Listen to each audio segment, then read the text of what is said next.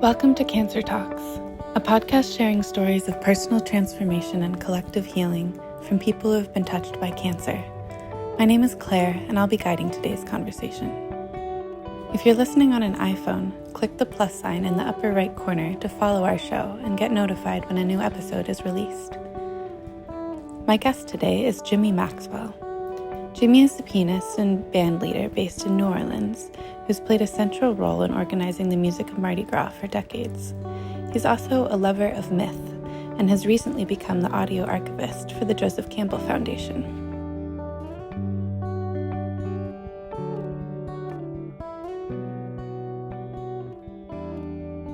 Hi, Jimmy.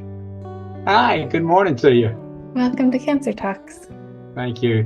Happy to be here. So I wanted to just jump right in, and I guess you could say a little bit about what your cancer experience has been so far. Well, the cancer first appeared about 5 years ago, and I was having some difficulty in the bathroom, and my wife said, you need to go to the hospital?" And we did, and they did a procedure, and then they said, "We're going to run a scan." And about 2:00 in the morning, the guy comes back with the scan and says, "We're going to probably take out your right kidney because it's got this big growth on it, and have a good night."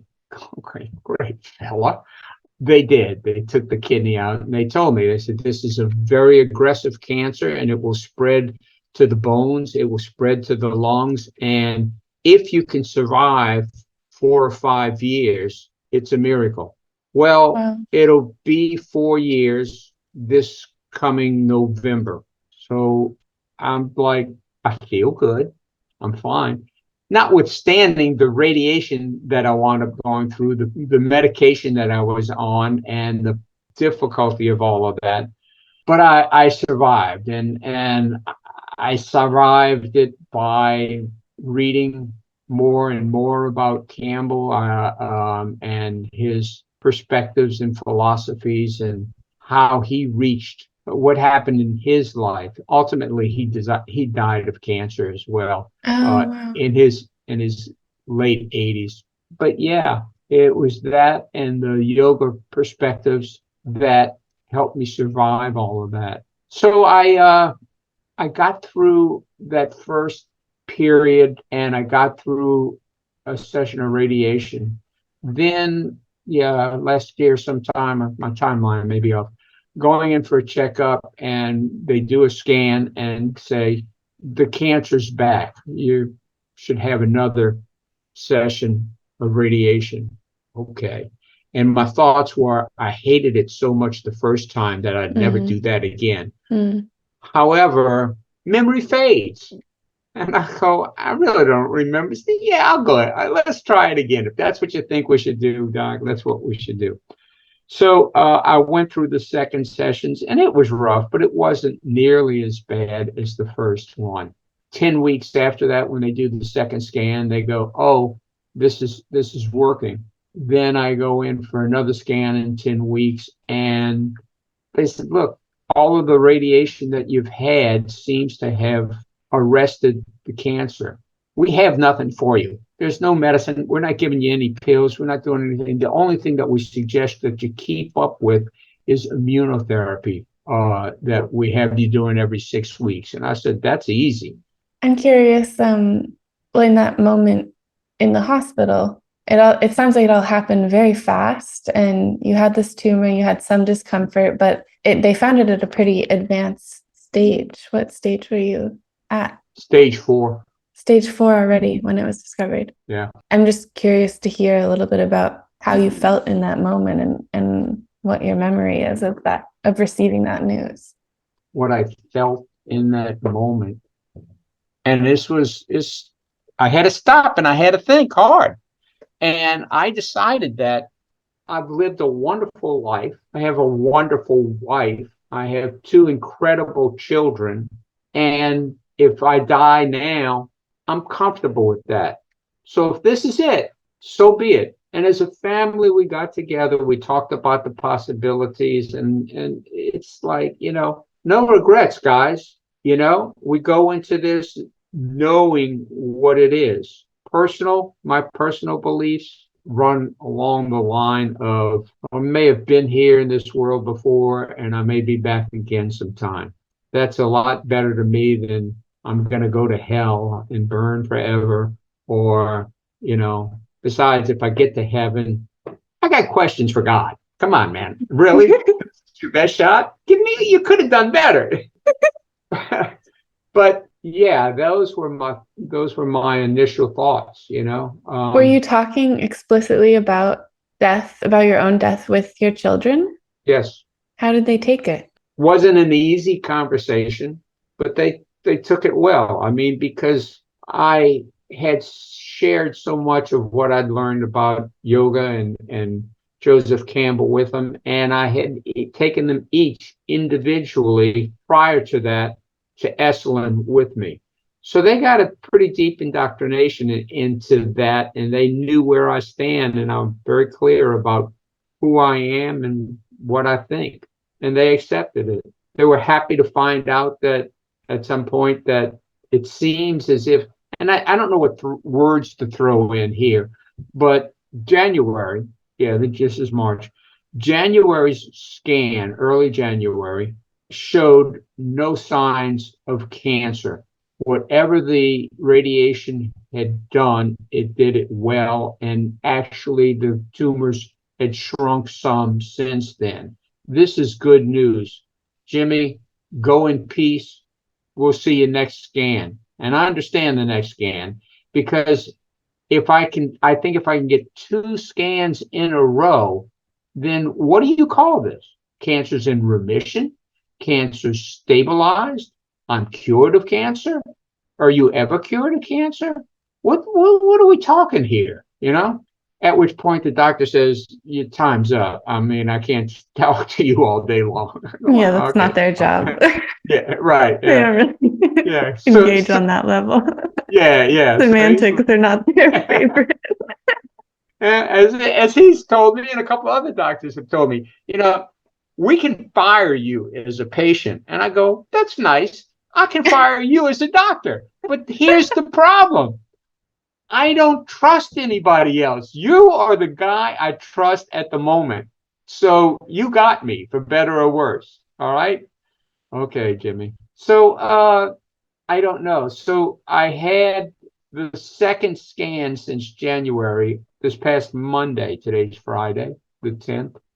On Monday, I had the scan. On Wednesday, I went in and saw the radiologist who had radiated the cancer. And she pulls it all up on the screen, and she goes, well, there's good news and there's bad news. The good news is the first spots that we radiated continue to hold and continue to get smaller. It's good. The bad news is on the other side of the lung. This is still in my left lung, but on the other side of the lung, next to the esophagus, next to the heart, next to the aorta, there's a rather large growth. Now what? Well, we should map it and we should radiate it. And I said, okay.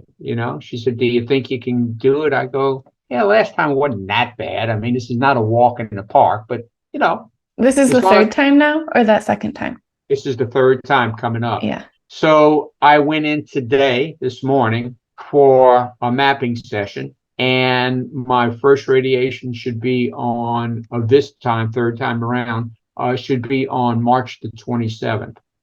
And she said it's probably around 15 units, 15 sessions. And last time they did them right in a row, they did 10 sessions.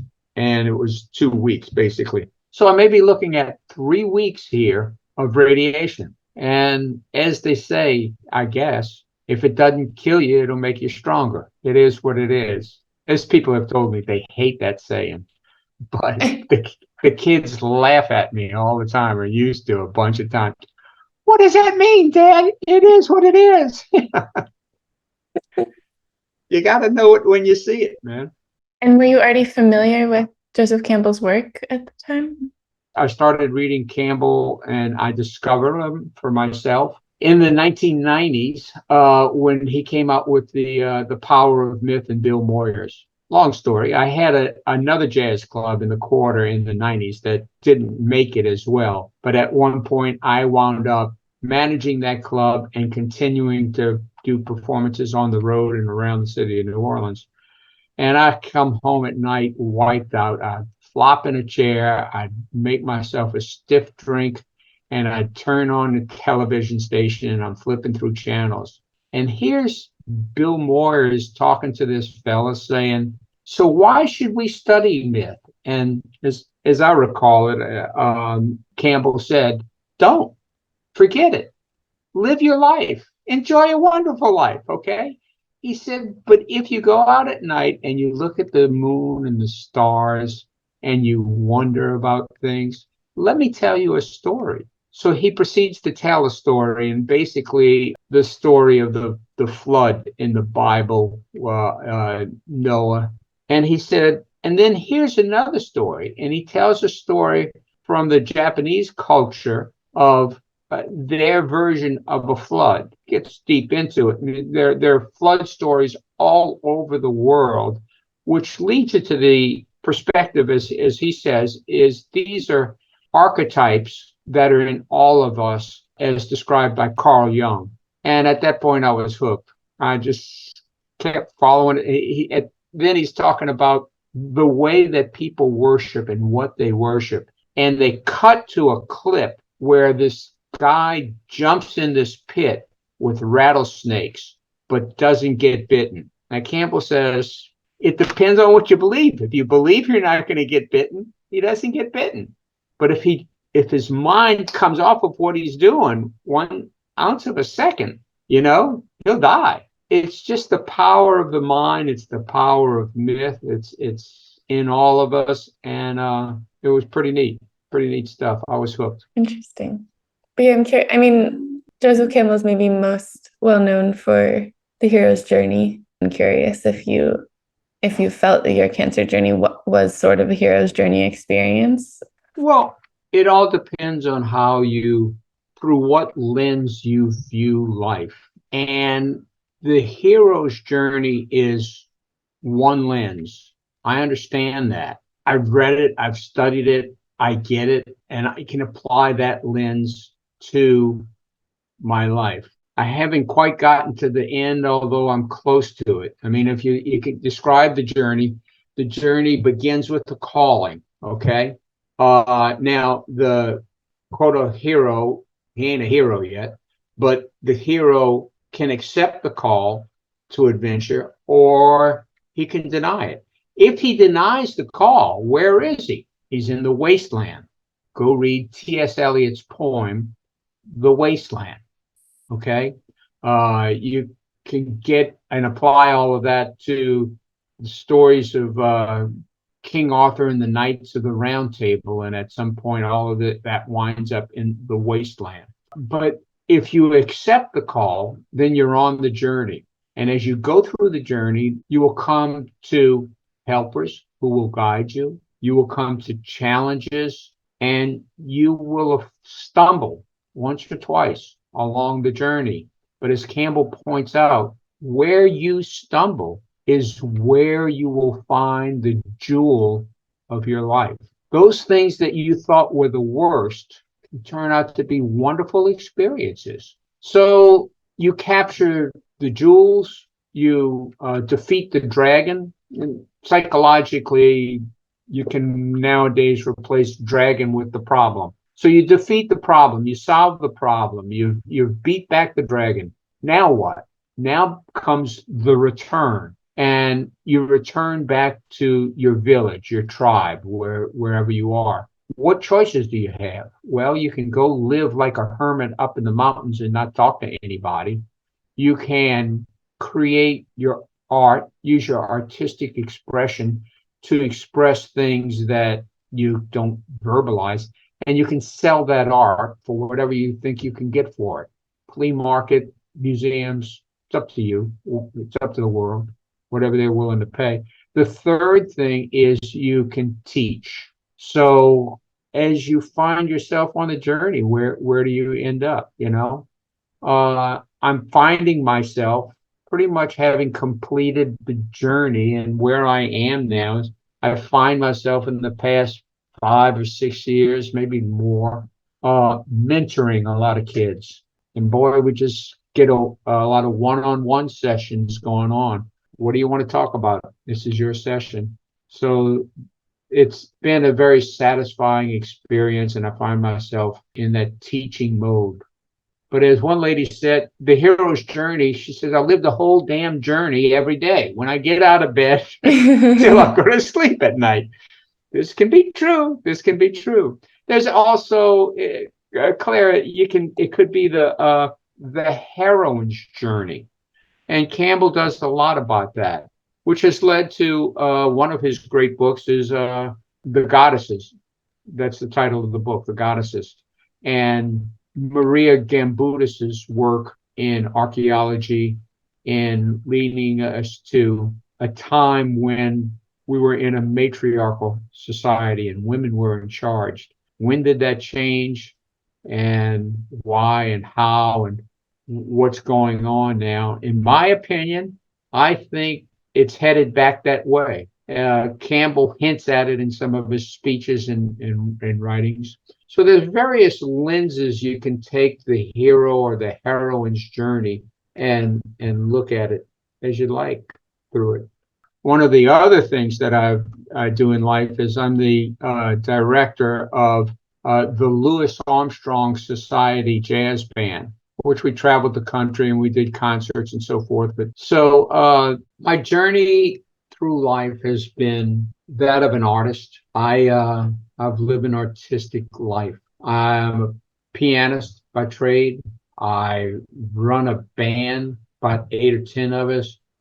It used to be big band stuff, swing music, but you have to change with the times and so forth. And I was fortunate. My dad was a musician, and he worked for a fellow. When that fellow passed away, I virtually inherited that operation.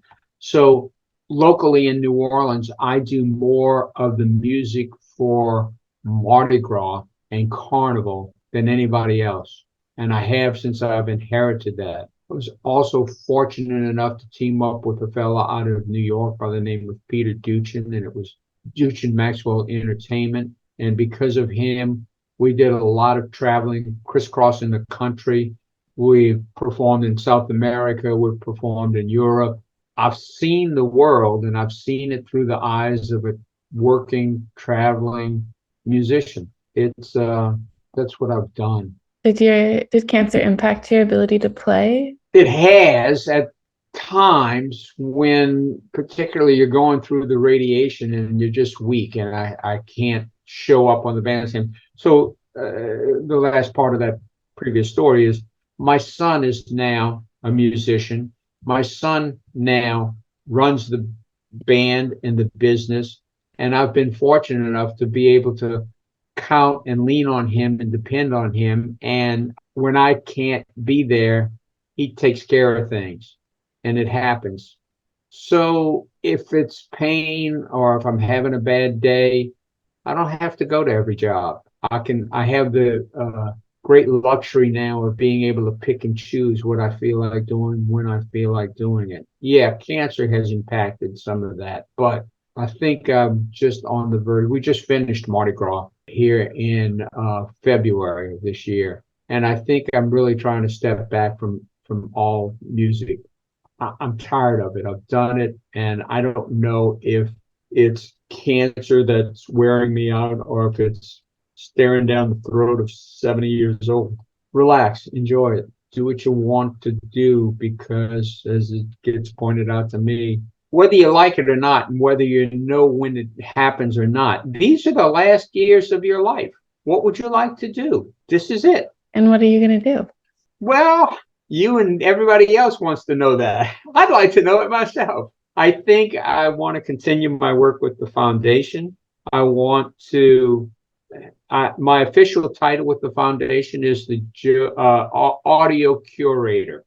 So Campbell has about 1,200 lectures recorded. And my job has been to go through and cherry pick those lectures and produce them and turn them out through CD Baby onto iTunes. So if you go out on iTunes, you can see it. Nowadays, we've gotten away from CD Baby and iTunes.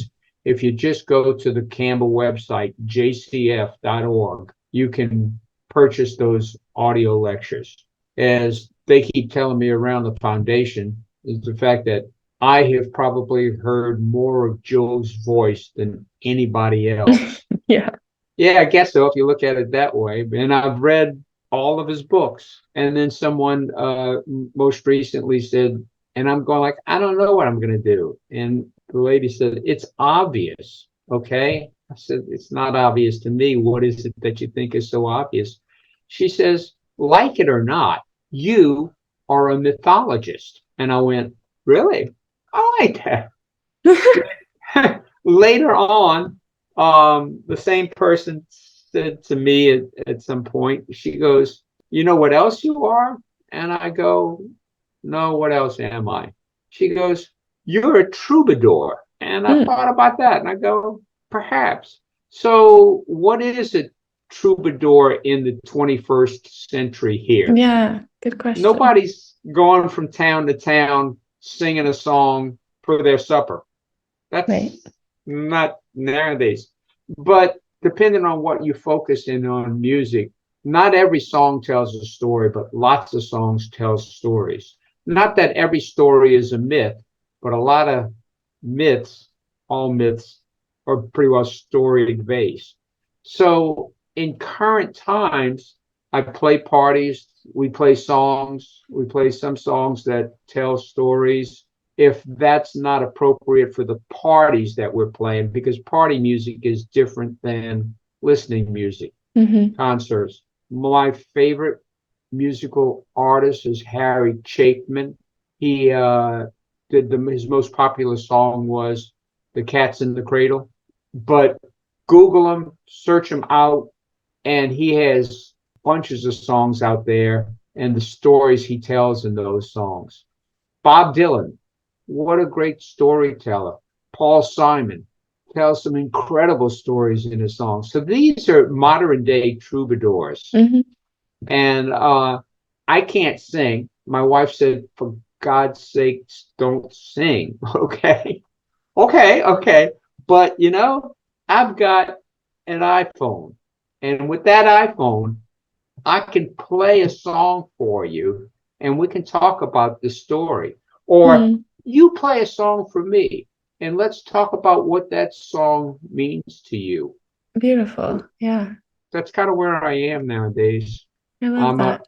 I'm an audio curator. I'm a mythologist. I'm a troubadour. But what does a mythologist do? Well, he studies mythology, first off. He tells mythological stories. And I'm working on that, trying to be a better storyteller. And he writes. And I've never been a writer. So I've now been spending the past couple of weeks doing a lot of writing, trying to dump this stuff out of my head. A particular focus for me, what speaks to me is the story of King Arthur and the Knights of the Round Table, and the story of the Holy Grail, and how all of that appears each year in New Orleans for the Mardi Gras season. Oh, wow. Yeah. Yeah.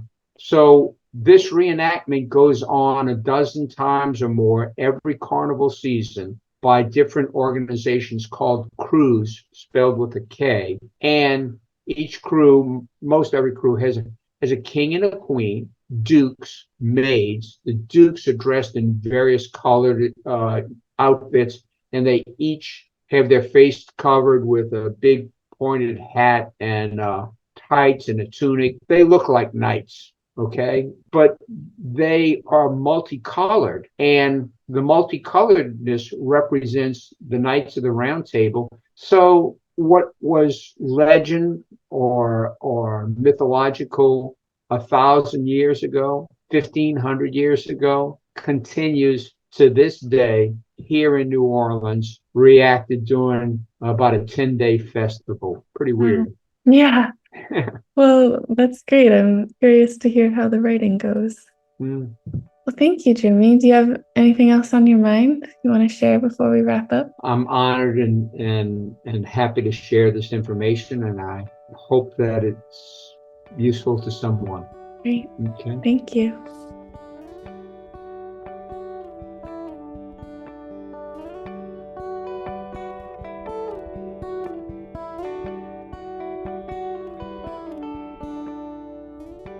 If you enjoyed this conversation, please leave a review in your podcast app. Cancer Talks is a platform for anyone who has been touched by cancer. Write to us at info@cancertalks.com if you have a story to share. If you're moved to donate, please visit cancertalks.com/donate.